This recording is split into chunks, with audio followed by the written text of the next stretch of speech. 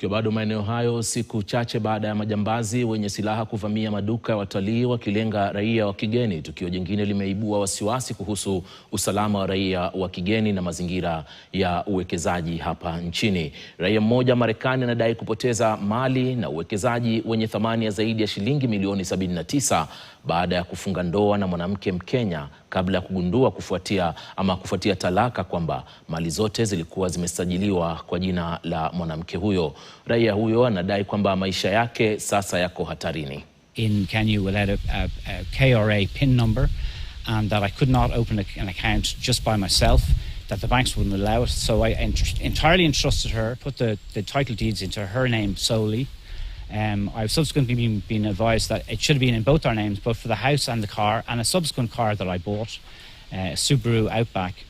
I then got out here, I transferred all the money, I was pending waiting an account.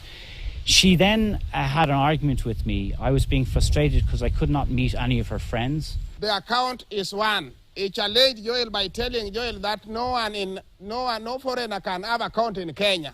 All the accounts with the money totaling to 79 million was in her account.